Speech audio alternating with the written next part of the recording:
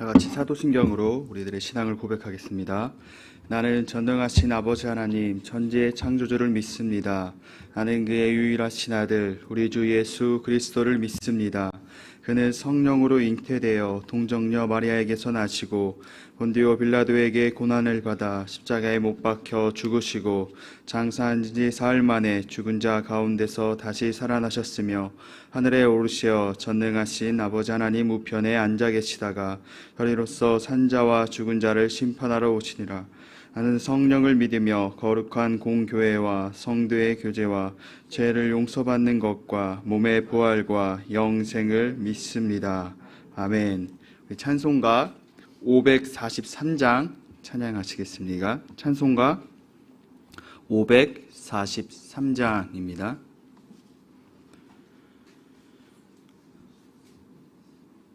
어려운 일 당할 때 나의 믿음 적으나 의지하는 내 주를 더욱 의지합니다. 세월 지나갈수록 의지할 것뿐일세. 무슨 일을 당해도 예수 의지합니다. 성령께서 내 마음 밝히 비춰주시니 인도하심 따라서 주만 의지합니다. 세월 지나갈수록 의지할 것뿐일세. 무슨 일을 당해도 예수 의지합니다. 밝을 때의 노래와 어두울 때의 기도로 위태할 때 도움을 주께 간구합니다. 세월 지나갈수록 의지할 것뿐일세. 무슨 일을 당해도 예수 의지합니다. 생명이 있을 동안에 예수 의지합니다. 천국 올라가도록 의지할 것뿐일세. 세월 지나갈수록 의지할 것뿐일세. 무슨 일을 당해도 예수 의지합니다. 아멘. 오늘 성경 말씀은 공동체 성경 읽기는 누가복음 9장 28절에서 끝절까지의 말씀입니다. 누가복음 9장 28절에서 끝절까지의 말씀을 우리 함께 읽도록 하겠습니다. 이 말씀을 하신 후 8일쯤 되어 예수께서 베드로와 요한과 야고보를 데리고 기도하시러 산에 올라가사 기도하실 때에 용모가 변화되고 그 옷이 휘어져 광채가 나더라. 문득 두 사람이 예수와 함께 말하니 이는 모세와 엘리야라. 영광 중에 나타나서 장차 예수께서 예루살렘에서 별세하실 것을 말할세 베드로와 및 함께 있는 자들이 깊이 졸다가 온전히 깨어나 예수의 영광과 및 함께 선 두 사람을 보더니 두 사람이 떠날 때에 베드로가 예수께 여짜오되 주여 우리가 여기에 있는 것이 좋사오니 우리가 초막 셋을 짓되 하나는 주를 위하여 하나는 모세를 위하여 하나는 엘리야를 위하여 하사이다 하되 자기가 하는 말을 자기도 알지 못하더라. 이 말할 즈음에 구름이 와서 그들을 덮는지라. 구름 속으로 들어갈 때에 그들이 무서워하더니 구름 속에서 소리가 나서 이르되 이는 나의 아들 곧 택함을 받은 자니 너희는 그의 말을 들으라 하고 소리가 그침에 오직 예수만 보이더라. 제자들이 잠잠하여 그 본 것을 무엇이든지 그때에는 아무에게도 이르지 아니하니라. 이튿날 산에서 내려오시니 큰 무리가 맞을세 무리 중에 한 사람이 소리질러 이르되 선생님 청컨대 내 아들을 돌보아 주옵소서. 이는 내 외아들이다. 귀신이 그를 잡아 갑자기 부르짖게 하고 경련을 일으켜 거품을 흘리게 하며 몹시 상하게 하고야 겨우 떠나가나이다. 당신의 제자들이 내쫓아 주기를 구하였으나 그들이 능히 못하더이다. 예수께서 대답하여 이르시되 믿음이 없고 패역한 세대여 내가 얼마나 너희와 함께 있으며 너희에게 참으리요. 내 아들을 이리로 데리고 오라 하시니 올 때에 귀신이 그를 거꾸러뜨리고 심한 경련을 일으키게 하는지라. 예수께서 더러운 귀신을 꾸짖으시고 아이를 낫게 하사 그 아버지에게 도로 주시니 사람들이 다 하나님의 위엄에 놀라니라. 그들이 다 그 행하시는 모든 일을 놀랍게 여길세 예수께서 제자들에게 이르시되 이 말을 너희에게 귀에 담아두라. 인자가 장차 사람들의 손에 넘겨지리라 하시되 그들이 이 말씀을 알지 못하니 이는 그들로 깨닫지 못하게 숨긴 바 되었음이라. 또 그들은 이 말씀 묻기를 두려워하더라. 제자 중에서 누가 크냐는 변론이 일어나니 예수께서 그 마음에 변론하는 것을 아시고 어린아이 하나를 데려다가 자기 곁에 세우시고 그들에게 이르시되 누구든지 내 이름으로 이런 어린아이를 영접하면 곧 나를 영접하며 또 누구든지 나를 영접하면 곧 나를 보내신 이를 영접함이라. 너희 모든 사람 중에 가장 작은 그가 큰 자니라. 요한이 여짜오되 주여 어떤 사람이 주의 이름으로 귀신을 내쫓는 것을 우리가 보고 이게 따르지 아니하였으므로 금하였나이다.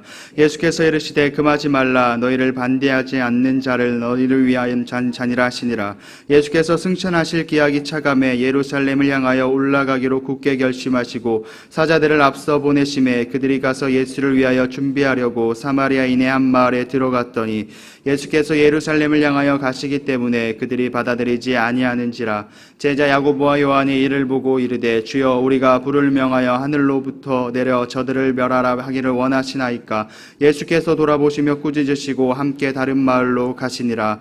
길 가실 때에 어떤 사람이 여짜오되 어디로 가시든지 나는 따르리이다. 예수께서 이르시되 여우도 굴이 있고 공중의 새도 집이 있으되 인자는 머리 둘 곳이 없도다 하시고 또 다른 사람에게 나를 따르라 하시니 그가 이르되 나로 먼저 가서 내 아버지를 장사하게 허락하옵소서. 이르시되 죽은 자들로 자기 죽은 자들을 장사하게 하고 너는 가서 하나님의 나라를 전파하라 하시고 또 다른 사람이 이르되 주여 내가 주를 따르겠나이다마는 나로 먼저 내 가족을 작별하게 허락하소서. 예수께서 이르시되 손에 쟁기를 잡고 뒤를 돌아보는 자는 하나님 나라에 합당하지 아니하니라 하시니라.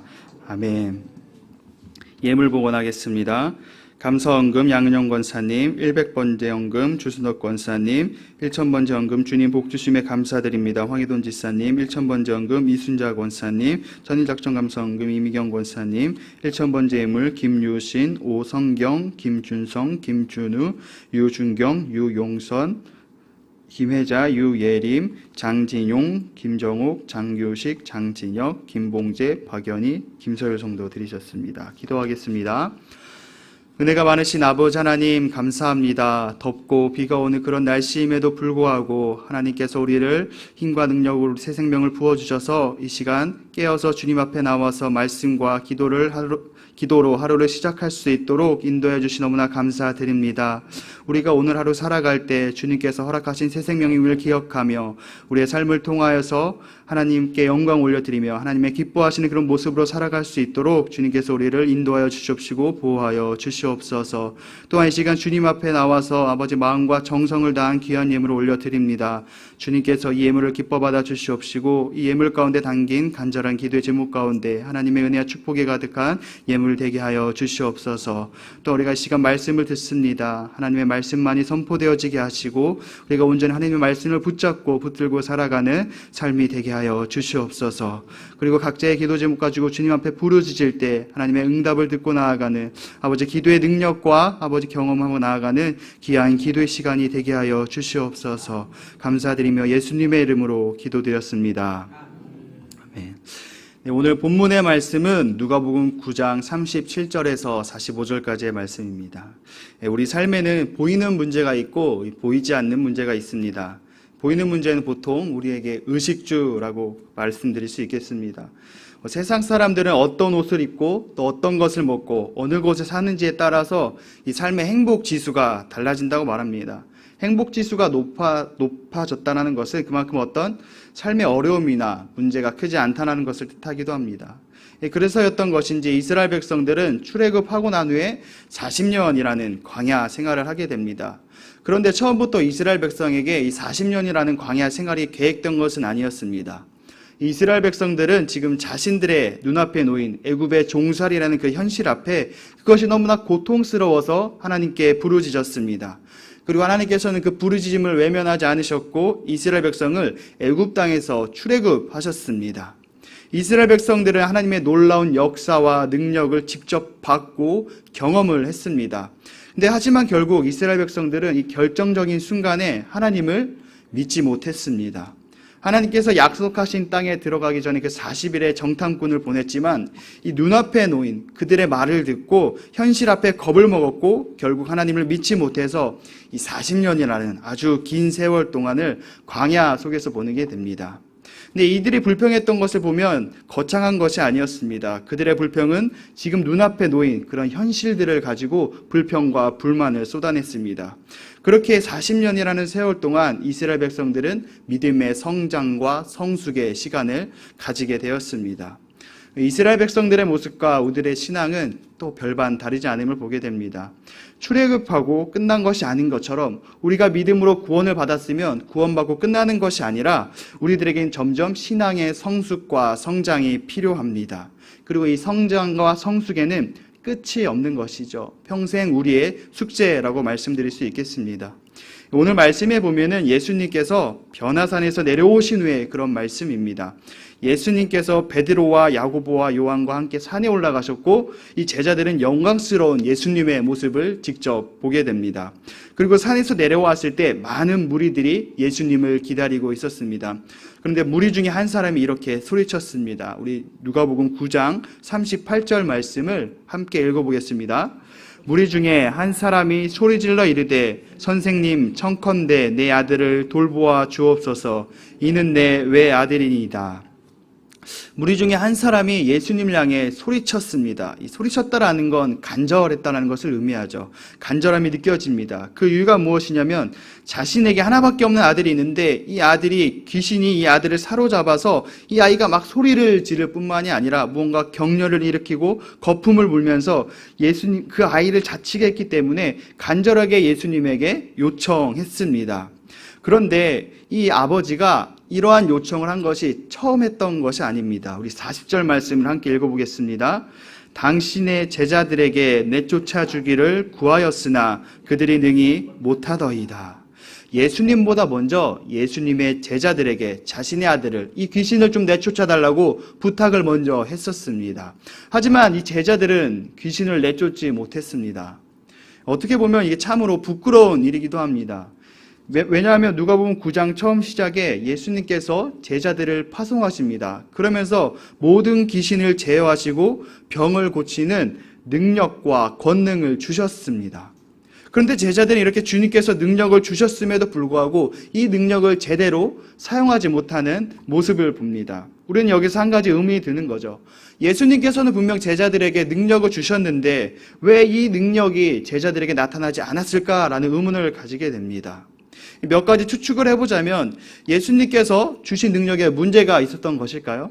아니면 예수님이 제자들의 능력을 그때 잠깐 걷어가셨던 것일까요? 근데 저는 전혀 그럴 일은 없다고 판단이 되어집니다. 예수님은 우리에게 어떠한 능력을 주시면 더 주셨지 능력을 줬다가 뺏는 분은 결코 아니기 때문입니다. 분명 예수님에게는 문제가 없어 보입니다. 그렇다면 그 이유는 우리가 제자들에서 찾아볼 수 있겠는데요. 아들의 증상을 설명하는 아버지의 모습을 보면 제자들이 이러한 아들의 모습을 보고 이러한 마음이 생겼기 때문에 능력이 나타나지 않았을까라고 생각이 되어집니다. 아이의 증상이 어떤 증상이었냐면 보통 증상이 아니었습니다. 처음에 어떻게 합니까? 소리를 지릅니다. 소리를 지른다고 했을 때 그냥 이렇게만 질렀을까요? 아마도 이 아이가 지를 수 있는 가장 큰 소리로 질렀을 것입니다. 우리가 갑자기 큰 소리를 듣게 되면 사람이 지레 겁을 먹게 되지 않습니까? 지레 겁을 먹게 되기 마련이죠. 그래서 싸울 때 보면 어떻게 합니까? 먼저 소리칩니다. 뭔가 소리로써 그 사람을 뭔가 제압하려고 하는 것이죠. 근데 이뿐만이 아니라 이렇게 크게 막 소리 지는 것뿐만이 아니라 이 아이가 갑자기 막 경련도 일으키면서 막 거품을 물고 막 쓰러진다고 생각해 봅시다. 그게 바로 눈앞에 광경에 펼쳐지는 것이죠. 막 쓰러지면서 아이의 뭔가 상처가 나면서 막 피 흘리는 막 그러한 모습이 있습니다. 이러한 모습을 실제로 본다면 우리가 어떻게 행동할까요? 뭔가 능력을 받아서 위풍당당한 모습으로 예수님이 나에게 능력을 주셨으니까 이 능력을 한번 발휘해봐야지 당당한 모습으로 갔는데 정말 나의 눈앞에 보이는 것은 소리를 지르고 뭔가 거품을 입에 물고 쓰러진 어떤 피 흘린 그런 아이의 모습을 보면 두렵지 않을까요? 막상 겁이 나지 않을까요? 저는 이제 무서운 영화나 뭔가 피가 난무하는 그런 영화를 잘 봅니다. 잘 본다는 것은 막 챙겨본다는 것이 아니라 뭔가 그런 끔찍한 장면이나 무서운 장면이 와도 무서운 사람들은 막 눈을 막 가리지만 저는 그냥 잘 봅니다. 그런데 제가 한번 어떤 일이 있었냐면 교통사고가 나는 모습을 직접 본 적이 있습니다. 집에 가기 위해서 이제 횡단보도를 건너기 위해 서 있었는데 건너편에 아저씨가 막 비틀비틀 거리고 계시는 거예요. 보니까 술에 취한 것처럼 보였습니다. 비틀비틀 거리고 계시다가 갑자기 횡단보도 앞으로 갑자기 나오시는 거예요. 신호가 바뀌지 않았음에도 빨간불임에도 막 나오시는 거예요. 그러면서 저는 순간 생각했어요. 아저씨 더 나오다가 뭔가 위험할 것 같은데 하는 순간 차가 왔습니다.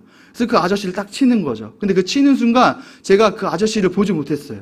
치는 걸 보는 순간 이렇게 하면서 몸을 돌렸습니다. 그러면서 몇 초간 이렇게 있다가 괜찮으신가 하면서 봤습니다. 그러니까 제가 느낀 게 뭐냐면 TV나 이런 곳에서 뭔가 교통사고 당하는 장면들을 자주 접하고 막 보는데 실제로 그게 내 눈앞에서 벌어지니까 순간 제가 겁이 났습니다. 저한테 일어난 일이 아님에도 불구하고 그 광경을 보는 자체가 겁이 나고 무서웠습니다. 이런 것처럼 제자들의 모습도 이렇지 않았을까? 예수님께 능력을 받았지만 실제로 귀신 들린 아이의 모습을 보고 거품을 물고 쓰러지고 피 흘리는 막 소리 지르는 그 아이의 모습을 보니까 내가 능력을 받았지만 진짜 고칠 수 있을까? 뭔가 혹시 어떤 의심이 나지 않았을까요? 또한 이 아이가 갑자기 나한테 달려들어서 나를 해하면 어떡하지? 이러한 많은 걱정과 두려움이 앞섰을 것이라고 생각합니다. 뿐만 아니라 우리 제자들의 모습을 보면 예수님과 함께 배를 타고 가고 있었습니다. 근데 폭풍우가 물어오자 어떻게 합니까? 예수님이 옆에 계셨음에도 불구하고 두려워하던 제자들의 모습입니다. 예수님이 옆에 계신데도 불구하고 두려워하던 제자들인데 아이를 고칠 때 예수님께서 계시지 않았습니다. 증상이 심했습니다. 이러한 경우를 보고 제자들은 위축되고 두려워했을 것입니다. 그래서 제자들이 고치려고 시도해봤지만 그 마음속에 두려움과 의심으로 고치지 못했을 것이다 라고 우리가 추측해 볼 수 있습니다. 그러니까 즉 제자들은 이 눈에 보이는 상황 때문에 예수님이 주신 그 능력을 보기보다 자신의 현실 앞에 의심과 두려움이 앞섰던 것이죠. 그래서 예수님께서는 41절에 제자들에게 이렇게 꾸짖으십니다. 함께 말씀을 읽겠습니다. 예수께서 대답하여 이르시되 믿음이 없고 패역한 세대여 내가 얼마나 너희와 함께 있으며 너희에게 참으리요 내 아들을 이리로 데리러 오라 하시니. 예수님께서는 이 제자들을 꾸짖으십니다. 믿음이 없고 패역한 세대여 라고 하시면서 언제까지 내가 너희와 함께 있어야 되겠느냐 하면서 말씀하시는 것이죠. 제자들을 책망하는 모습을 볼 수 있습니다. 그러면서 아들을 데려오라 하시면서 이렇게 행동하십니다. 42절과 43절 함께 읽어보겠습니다. 올 때 귀신이 그를 거꾸로 뜨리고 심한 경련을 일으키게 하는지라. 예수께서 더러운 귀신을 꾸짖으시고 아이를 낫게 하사 그 아버지에게 도로 주시니 사람들이 다 하나님의 위엄에 놀라니라. 그들이 다 그 행하시는 모든 일을 놀랍게 여길새 예수께서 제자들에게 이르시되 아들을 데리고 오라 라고 이렇게 말씀하시면서 제자들이 보았을 똑같은 증상을 하면서 귀신이 다가옵니다. 그러니까 한번 이제 해볼 테면 해봐라 하면서 심정으로 제자들이 겁먹었던 그 모습처럼 예수님에게도 그러한 모습으로 나아가는 것이죠. 근데 이러한 증상과 모습은 예수님께 아무런 거리가 되지 않습니다. 오히려 예수님은 이렇게 다가오는 귀신을 어떻게 하십니까? 꾸짖으십니다. 꾸짖으시면서 귀신은 까불지도 못하고 한 방에 나가 떨어지는 모습을 우리는 말씀을 통해서 보게 됩니다. 그리고 아이는 낫게 되는 것이죠. 우리 오늘 말씀을 통해서 예수님의 능력과 제자들의 능력의 차이를 봅니다. 그런데 어쩌면 이건 능력의 차이가 아니라 믿음의 차이였던 것이죠. 제자들은 아직 믿음이 부족했고 믿음의 성장이 필요했습니다. 제자들의 눈앞에 보이는 것으로 인하여서 귀신을 고치지 못했지만 예수님께서는 그 능력을 발휘하시는 모습을 우리는 말씀을 통해서 볼 수 있습니다. 제자들의 신앙과 우리들의 신앙이 이와 비슷한 경우를 많이 접하게 됩니다. 눈앞에 놓인 문제들과 어떠한 상황들, 어려움들로 인해 우리는 그 믿음이 연약해지기도 하고 쓰러지기도 하고 넘어지기도 합니다. 그런데 우리는 그 눈앞에 보이는 현실이 아니라 그 너머에 하나님께서 주시는 그 능력을 바라봐야 됨을 우리는 말씀을 통해서 배우게 됩니다. 우리들의 믿음이 진정으로 성장할 때는 우리에게 지금 처한 이 시련을 한 곱이 넘길 때 우리는 성장할 수 있습니다. 내가 비록 어렵고 힘들지만 문제 가운데 있지만 그 문제 가운데 나의 믿음과 신앙이 무너지는 것이 아니라 온전히 하나님을 바라볼 때 우리들의 믿음은 성장하게 될 것입니다. 우리 눈앞에 보이는 현실에 속지 마시기를 바랍니다. 하루하루 살아가면서 믿음의 성장과 성숙을 이뤄가시는 그러한 삶이 되시기를 축복합니다. 우리 함께 기도하도록 하겠습니다. 우리 함께 기도 제목 읽겠습니다. 마귀에 속지 말고 성령께 깨어있게 하소서. 자녀들이 믿음의 실력을 갖게 하소서. 종교인 수양에 은혜를 부으소서. 환우들에게 치유를 더하소서. 우리 말씀을 기억하시면서 또한 기도 제목과 우리 각자의 기도 제목 가지고 우리 간절하게 주여 세 번 외치고 함께 기도하도록 하겠습니다. 주여, 주여, 주여. 은혜가 많으신 아버지 하나님 감사합니다. 아버지 이 새벽에 우리를 깨워주시고 이 시간 주님 앞에 나와서 말씀과 기도로 하루를 시작합니다. 아버지 하나님 우리가 오늘 하루 살아갈 때 하나님의 말씀을 붙잡고 하나님을 바라보고 하나님을 의지하며 나아가는 삶이 되게 하여 주시옵소서. 하나님 아버지 우리 말씀을 통하여서 믿음이 연약했던 아버지 제자들의 모습을 보게 됩니다. 아버지 우리가 삶을 살아갈 때 우리 눈